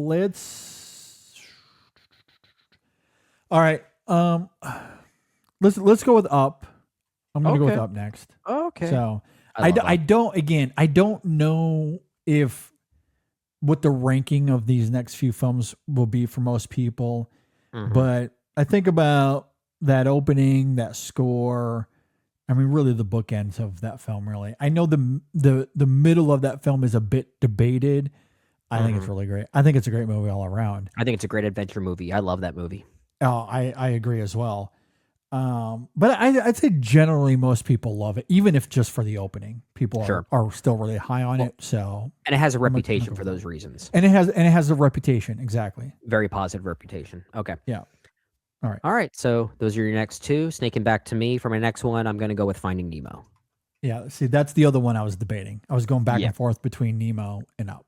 Yeah, and I almost went with that one instead of Inside Out, just to let you know where my head was. And I was hoping that you would. I was hoping that you would go with one of Finding Nemo or Up, and I was like, great, then I'll be able to get Inside Out with my next round. And I almost did. I feel like this worked out pretty nicely for me. I think we have some pretty competitive lists forming here. But no, Finding Nemo's great. I really love that one. For my next pick here, let's round out the Toy Story trilogy. I'm going to go with Toy Story 2 next. Toy Story 2, okay. I as you said, I think the first 2 Toy Stories are kind of interchangeable as far as where people rank them in their own respective Pixar lists. But I feel like, if you're thinking of this trilogy, a lot of people love the emotional impact that Toy Story 3 leaves you on, but these movies don't work as a trilogy without that bridge of Toy Story 2. Yeah. That recontextualizes it's great. the entire trilogy. It's very good. I agree. I agree. Very, very good movie. Yeah. Back to you. Okay. So now we've reached that part of the filmography where I think there's just a lot of interchangeable, subjective. How do you feel about this film versus the other? Well, and you also have you have a lot of films left that are sometimes very highly ranked for people, and I understand why, but not as consistently. They're kind of you know what I mean? Yeah. It's like, so but there's I don't think we can go wrong with a lot of these. I agree. All right. So for my first one here, this is where I'm going against my own. And again, with the caveat that this could change, I'm going to go against my own personal ranking here. I think I'm going to go with Coco for my next pick here. Okay. Just because I think most people are higher on this than me. I do think most people have this as closer to that topper tier than what I have. I think it's personal ranking. I do think it's aging pretty well. I think it's one of those. I think so Pixar as well. Films Yeah, and I think a lot of it is because when we look back on the decade of Pixar and their original films specifically, I feel like Coco is the one that's getting the most reevaluated, where people are thinking, actually, this was kind of great. And I'm one of those people, as we talked about with our consensus ranking. I was mostly positive on Coco when we first saw it back in 2017, I think is when that came out. But now I think it's upper tier Pixar. I really turned a new leaf on this one. Yeah, and that's why I want to hold out judgment until I see it again. I mean, I did really like it the first time that I saw it, but there were a few things that left me wanting a little bit more. But again, that could fix itself on a rewatch. I have not seen that film since it came out in 2017. I am very much due for a rewatch. Can you believe that's 9 years ago? Pretty crazy. Yeah. Pretty crazy. All right, and then the next film I'm going to go with here is Monsters, Inc. Oh, okay. There's Monsters Inc. I was So- hoping to snag that one, but nope. Yeah. And again, this one I feel like is closer to that top tier. At least I would argue so. I think it's really great. Certainly part of that 2000s magical run For sure. that is phenomenal. So yeah, I mean, I do have this in my top 10 for my personal ranking.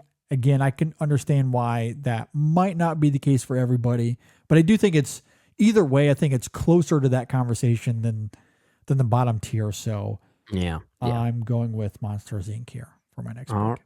All right. Now things get really, really tricky. Yeah. Yeah, this is gonna be interesting, right? Because we're about halfway through. I'm one pick over that halfway mark. Yeah. So I'm at pick number 6 on my list now. I have 3 films here that I'm going toe to toe with. Yeah, okay. I think I know which ones I'm going to do here. I'm gonna give what I think is a pick that will hopefully cater to the votes, and then another pick that's gonna cater to my heart. First one catering to my heart, I'm gonna go with Luca. Okay. And I figured this is probably where Luca comes into the picture. Yeah. Yeah, which I know is not often cited as a top tier Pixar for most people, but I know some people who do consider it this high. I do consider it this high. This is Yeah. maybe a top 3 Pixar film for me, if I'm being honest. Worst case, it's top 5 for me, for sure. Kids love it. I'll tell you what, like for any audiences out there that have kids that are listening to us right now, they'll probably appreciate this pick and maybe vote for it. I would love to know, in all sincerity, for anyone listening out there, please reach out to. I want to know where people sit on Luca, because I want to know if you and I are just so much higher on this than others, or maybe it's that at World's End thing where we just haven't found our people yet, but they do exist. Weirdly, and this is not to diminish the movie or anything like that, but I think that crowd exists for Luca in a similar way that it exists for maybe At World's End, where I guess, I don't know, kind of, because At World's End is a movie that's getting reevaluated from critics as well, I feel like. Yes. But Luca, I feel like, is the audience pick. I feel like that's the one where, families, kids, and just general moviegoers seem to be responding to this movie, maybe more so than the critics. Yeah. But I don't know. We're critics, and we think Luca's top tier. So go figure. It's great. It's a great hangout movie. It's the closest thing Pixar has made to a Richard Linklater movie. Yeah, it's fantastic. I deeply love it. I think it's thematically quite rich in its ambiguities.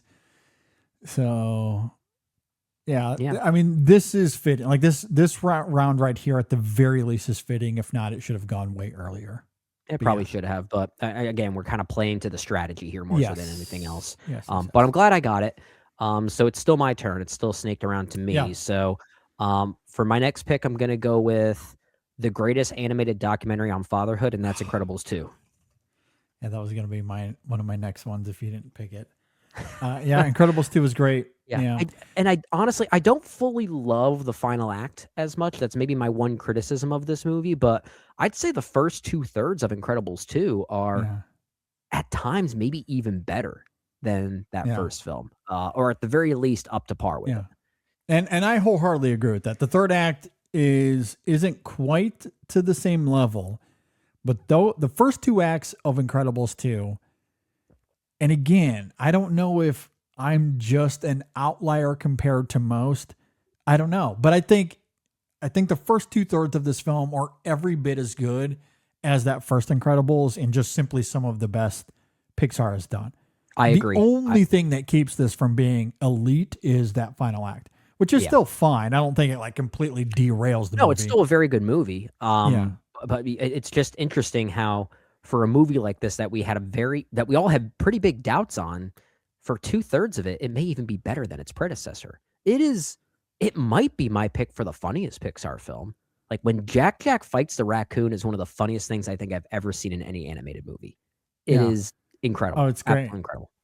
It is very good. And I'll be curious to hear your thoughts on it once you do become a father and you experience the documentary elements of this movie. Powers. So good. Oh, but I'll relate even more, especially since I'm having a daughter. I'll probably relate more to what he does to Vaughn by taking, or Violet, by taking her to the the diner where the boy that she has a crush on is working. Like that whole reaction, that whole exchange, again, among the funniest things I've ever seen in an animated movie. Oh, good stuff. Really like it a lot. Okay. For my next one, like I don't love it, but I think a lot of people do. It made $1 billion. I think I'm going to go with Toy Story 4. Oh, okay. Yeah, I don't love it either.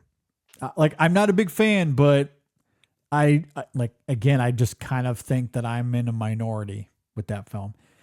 A lot of people do really like it, and I'm very much pandering to the other people here. So I'm hoping that people listening to this do like it. Certainly more than me. Yeah, I mean, I want to see this turn into a competition, so I hope that's the case as well. I will say I've seen this movie 3 times, believe it or not. First time I thought it was I thought it was pretty good because it's just well made. It's hard to knock a Pixar movie when they're so well animated, right? But each time I've seen it, I have liked it less, quite a bit actually. And that's unfortunate. And I know a lot of people do like it, so consider us against the grain, I guess. Yes, I might be very much against the grain there. And then for this next one, there's like I'm very much toying with, maybe no pun intended coming off the heels of that pick, but I'm very much contemplating a couple of films here. Like, do I go with my heart? Do I go with, you know what? I'm just going to do it. I'm going to go with Inside Out 2 here for this next pick. Okay. I don't know if this is going to help me at all. It might not help me at all. But I do really like this film a lot. I think it's genuinely one of the best hockey movies I've ever seen. I love that. I love that it actually is. I do agree. It's surprising how well researched it is. Yes, it's really well done. And I think a great compliment to that first Inside Out, which, for all, in the spirit of transparency, that is my favorite Pixar film, that initial Inside Out that Brennan, rightfully took early on in this exercise. I do love how this continues the greatness of that first Inside Out, but then complicates it further with these new characters as Riley is getting a little bit older. And when you couple that with the hockey of it all, I very much loved it. I guess to the trend of this conversation, maybe I'm just against the grain with this and seemingly several other Pixar films as we're talking here, but I do really like this film a lot. So again, might not help me here, but it did make $1 billion, so who knows? I was just gonna say it made $1 billion, but I don't know, maybe my algorithm or maybe my Twitter feed is just different, but I actually feel like Inside Out 2 would give you more of an edge than Toy Story 4 would. I mean, maybe that could be the case. It is a bit conjecture.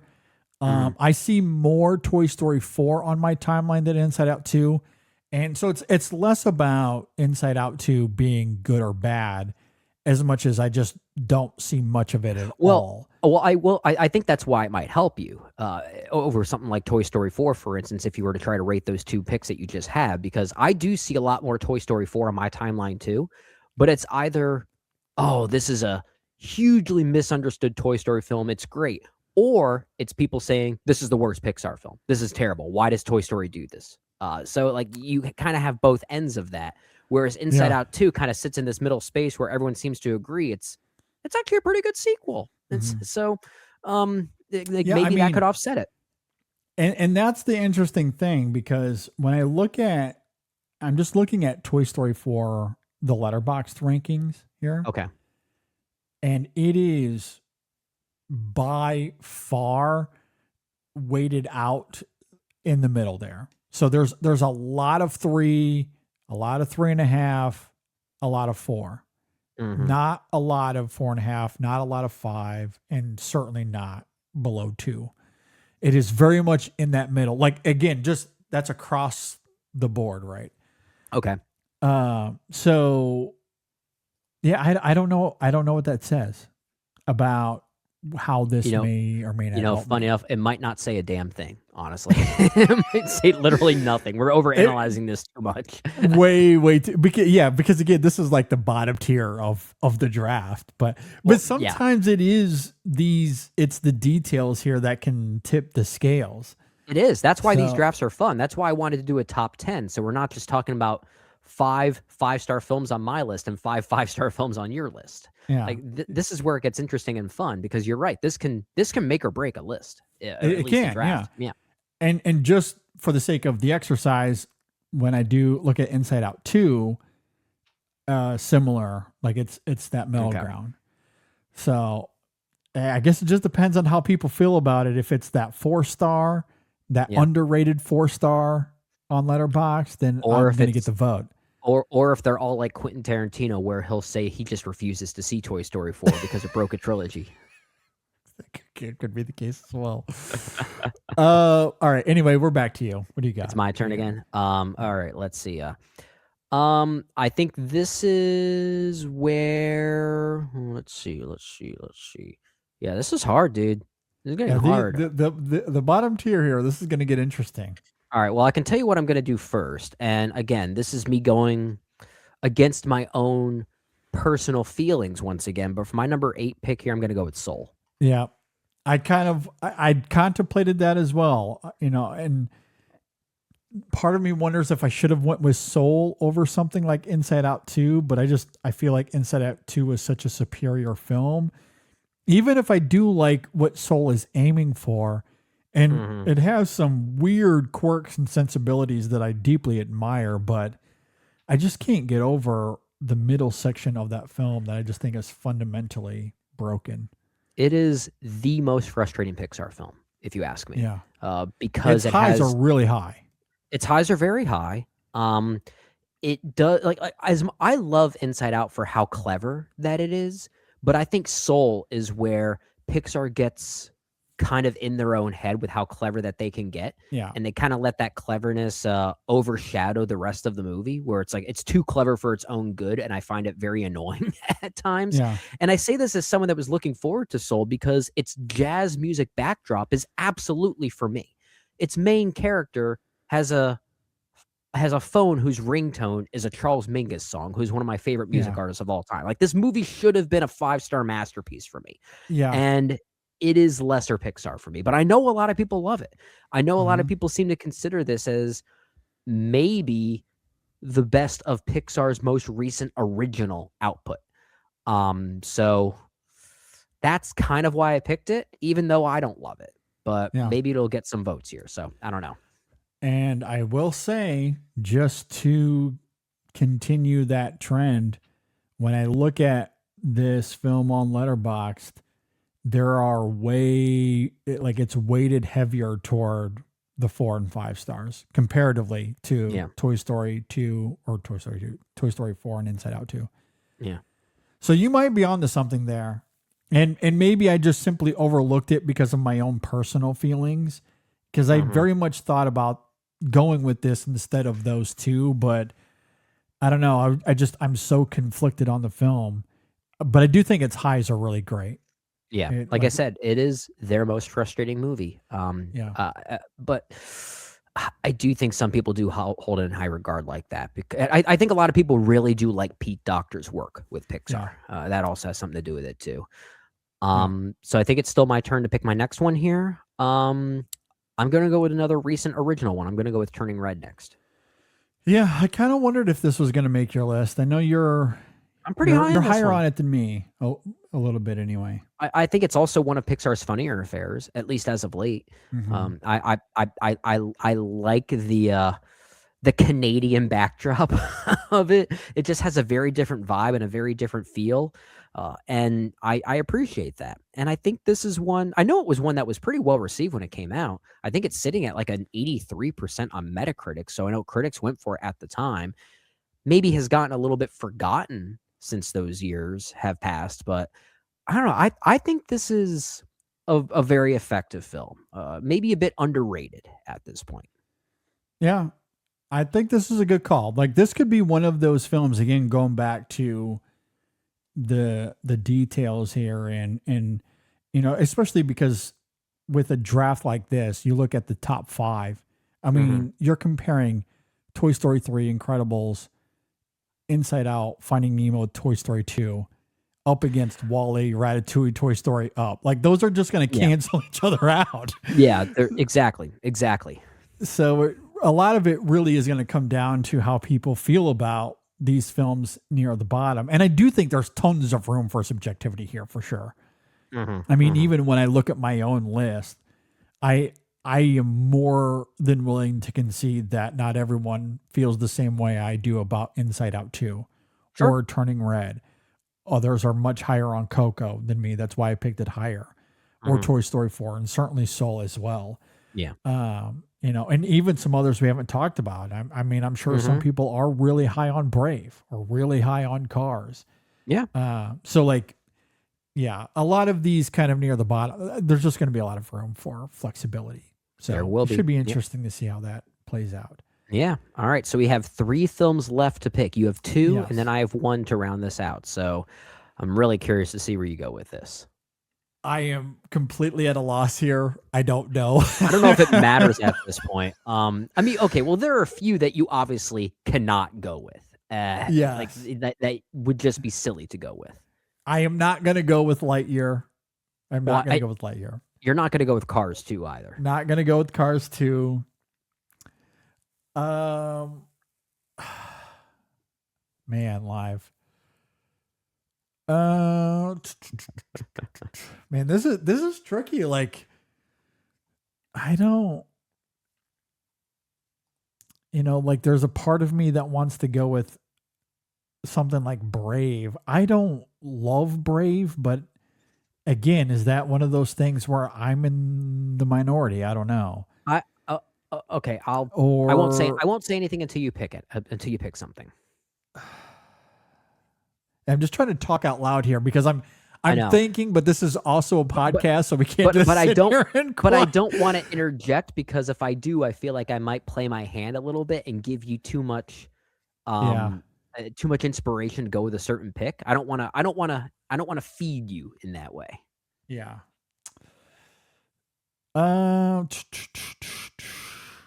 Man, this is real hard. This is fun. It is fun. Yeah.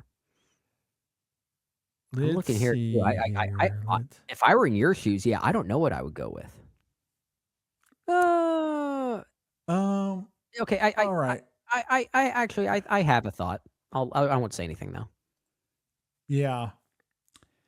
Okay. See, like, okay. Let me just put it this way.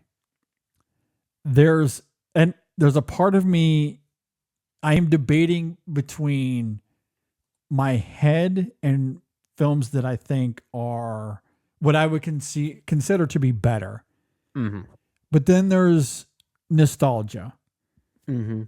And do I want to incorporate that into this?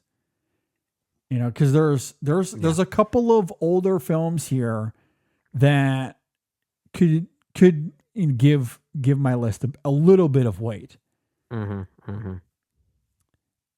And then there's then you're having to fight, like, are those nostalgic picks, are they actually as good as some of these others here? And I don't know. Well, I will say those nostalgia picks. Do we have a lot of listeners out there that might share that nostalgia? I don't. That's where I am trying to debate that in my mind as we talk here. Okay.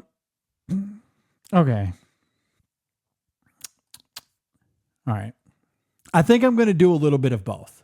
I'm going to do a little bit of both. I mean, you have 2 picks left. You have the room to do a little bit. I have the room. So I'm going to go with a nostalgic one and then go with kind of a more recent. I think this film is pretty good, kind of a thing. Okay. Given how you said that and given what's left, I think I have a guess as to what your 2 films are. All right. My nostalgia one, I'm going to go with A Bug's Life. I knew you were. I knew. And I'm going to say it out loud. That's not what I was going to. I didn't want to reveal it, but I think out of those that are left, I think A Bug's Life is the next logical pick. I really do. Yeah. Yeah, I agree. there's maybe one other one here that might give it a run for its money just because of its popularity. Sure. But I agree with you. A Bug's Life makes sense here, like especially of the nostalgic ones for sure. So I'm going to go with A Bug's Life. I don't know if I love this as much as others. Mm-hmm. I did recently watch this, and by that I mean over the weekend. Okay. Because it's one of those 1998 movies that we'll talk about later on in the year. That's true. I don't know if my feelings have changed all that much. I think it's a fine little Pixar movie for the late 90s. Yeah. It's not the best animated ant movie from that year. I agree. I agree. But yeah, I think it's fine. It's so very different than that other one. And maybe that's another discussion for another time. But I know, yeah. all right, I'm gonna go with The Bug's Life. And then the last one here, there's two that I'm kind of debating. But no, I don't know. Now I'm second guessing myself. Don't overthink. Okay. Don't overthink. I'm just gonna go with Elemental for my last one. It's the last those, pick. Those were the two I thought you were going to go with: A Bug's Yeah. Life and Elemental. And again, I don't know if Elemental is going to hurt my case or again, because when I'm looking at the Letterboxd broad ratings here, again, it kind of falls into that middle sphere a little bit. I did have this as my fifth animated film from its year, like a distant fifth. Like I think the other four were far superior. Sure. But I do really like this movie. Like it's cute, it's fun, it's got a good little message to it. I did really like it a lot. And again, when we're talking about some of these here at the bottom, yeah, I mean, I much prefer it. But it's so new that I don't know how much it has a pull. And I might just like it more than others. Like I don't know if this is really going to help me comparatively to some of these others. But personally, I do think it's better than others that have come out. It's pretty good. The last few years. It's pretty good. It's not that bad. Yeah. I will say, so it's my pick now to round this out. Had we done this Pixar draft a week later, this would have shaped up very differently because I would at least be assuming we would be fighting for Hoppers. I feel like, given the discourse around that movie now and some of the early praise for it, it would be in the conversation for a draft like this. Sure. So this could have shaped up very differently. Yeah. But we're not doing it that way. We're using this to allude to the release of Hoppers coming out. So one last pick to round out my 10. I am just going to go with Cars. Okay. Yeah, that was the other one I was obviously thinking about here. With A Bug's Life. And you know what? I don't dislike that first Cars. I actually think it's a lot of fun. I think, if anything, the problem with the Cars franchise and why a lot of folks might scoff at it, I think it mostly comes down to two reasons. It's two sequels, especially Cars 2, kind of tainted the franchise element of it. And then it's also the merchandising that came with it as well. I think just people found it to be more of a merchandising exercise of a film than it does act as a film. But that first Cars, I think, just taking it on its own terms, if it was the only thing that property ever released, I think we'd be looking upon this movie a bit more fondly. I actually think it's pretty fun. Yeah, I think it's pretty good as well. Like I don't mind that first Cars. I like Cars 3 more than you as well. But generally it does feel like Cars 2. Like Cars 3, I just feel like came and went, and people don't really talk about it or have much of an opinion on it. But you bring up Cars 2 and to a T, everyone will be like, "Oh my God, what a hot piece of garbage." Well, like that people came out are not afraid to admit that. Well, that also was the movie that broke the hot streak of Pixar, right? That too. Yeah. And even if it broke the hot streak, that's not enough. It's the fact that it was so severely underwhelming when compared to how great those other movies are. And that alone, I think just that reputation is what made Cars 2 such a misfire, I feel like, too. Yeah, and I that's perfectly fair. Yeah, because it definitely ends that streak. And honestly, not only does it end the streak, but it kind of begins a new streak that maybe Pixar doesn't think of quite fondly, right? Because it's followed up with Brave, which I don't love. But again, I feel like I've been in a minority with several of these films we've talked about here in this conversation. So maybe that's the case. Monsters University, charming, fun. Like, I love the punniness of that film, but it's certainly far from Monsters, Inc. And it's acting as a prequel, so it's doing something quite different, but still you have that. So like those three films, like that run, not the best work, the best work. And then Inside Out comes along and it's like, wait a minute, they can be good again. They can, but even like Inside Out is crazy because the two films or the next films that follow is The Good Dinosaur, which could have been great if not for the weird production of that movie. Sure. Finding Dory, which terrible. Cars 3. So like the 2010s, at least up till 2017, I should say, up till Cars 3. Man, Inside Out is such a huge outlier there. Like outside of Inside Out, it's not their best run. Yeah. Not the best run there. I agree. It's that's why we didn't pick any of those movies. Yeah. Exactly. So and again, like I understand that something like Elemental that could be interchangeable with Onward. I thought about Onward. That's a fun, charming little movie as well.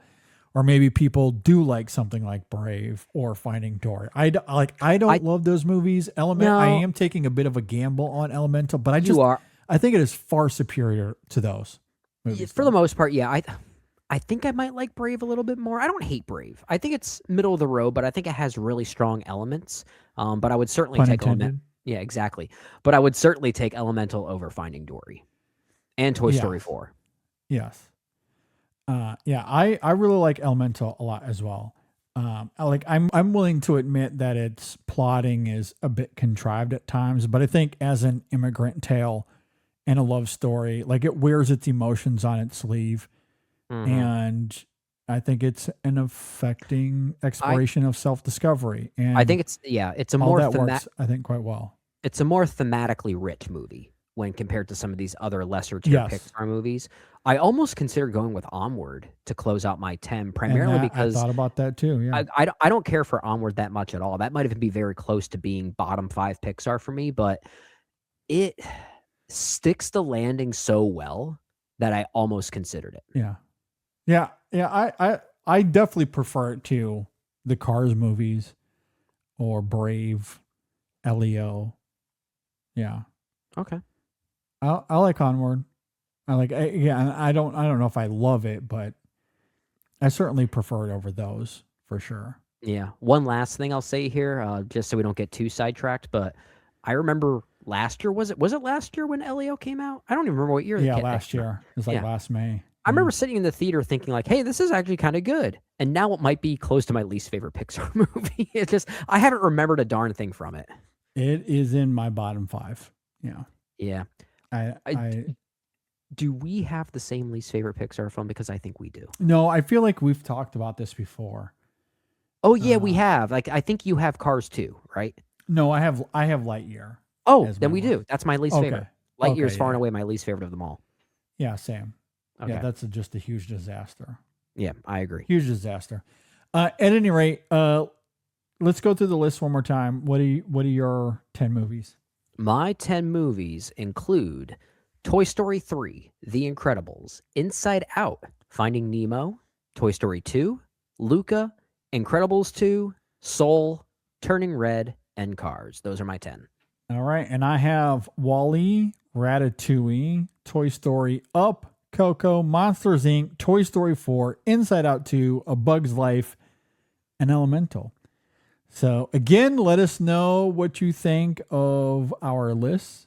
You can leave a comment below if you're watching on YouTube. If you are listening on Apple Podcasts or Spotify, hit us up on social media, Facebook, Twitter, Instagram, Blue Sky. You can always email us InSessionFilm@gmail.com.